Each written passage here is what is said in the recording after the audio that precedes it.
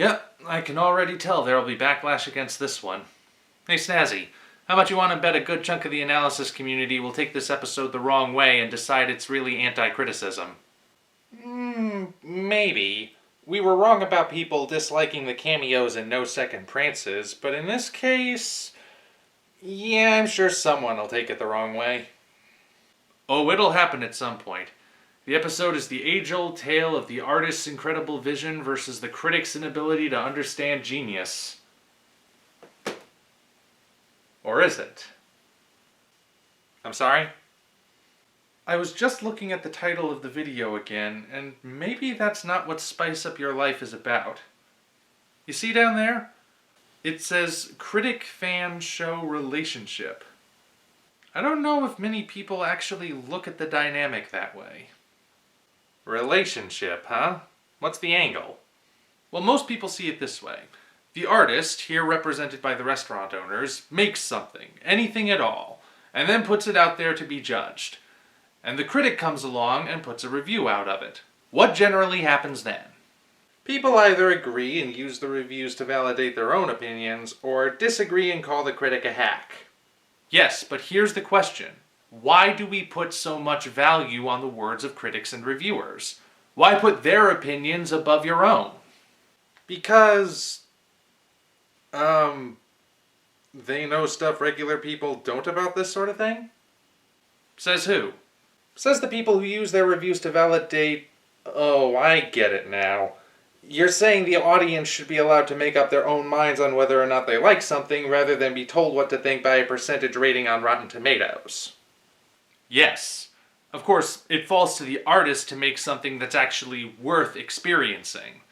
And there you can go one of two directions. Either follow the trends and make something like everything else, or follow your own vision and make something completely unlike anything else. Now, following popular trends isn't necessarily a bad thing, but you can't just copy what everyone else is doing, slap a different name on it, and expect to be hailed as a bold new visionary. Yeah, just look at all the popular movies of the last few years. It's easy to say that quite a few of them follow formulas and tell stories we've heard before, but the ones that stand out are the ones that put their own unique stamp on those formulas.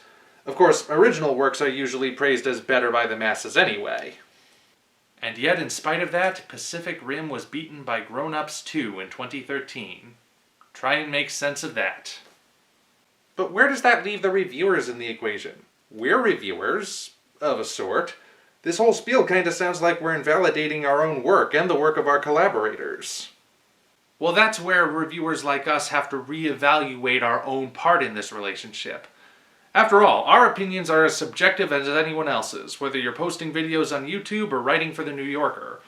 But I think you said it best in the Saddle Row video. You remember what you said? Yep, I remember. I said reviews aren't about telling people what to think, or at least they shouldn't be. They're about starting discussions. We express our views so others may be inspired to express theirs. I have a feeling a lot of reviewers start out that way, but just like the people they critique, it's possible for them to buy into their own hype. Audiences give reviewers authority, praising them for their intelligent, witty insights. And like anyone else, a reviewer just loves having his ego stroked. So the issue casual fans have with the analysis community isn't necessarily the fault of the analysts. Those whose egos skyrocket need other people to light the fuse first, or at least in some cases. And it's that inflation of self-importance that turns a reviewer, or even a critic, into a stuck-up snob who no longer is in touch with the zeitgeist. It's ultimately a three-way balancing act. The artist must make something that's worth experiencing.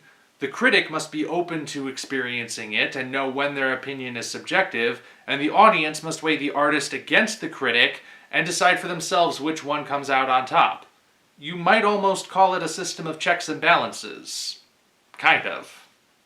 Quite an interesting note to end on before the mid-season break. So now that we've meditated on the nature of what we do on this channel, what's next?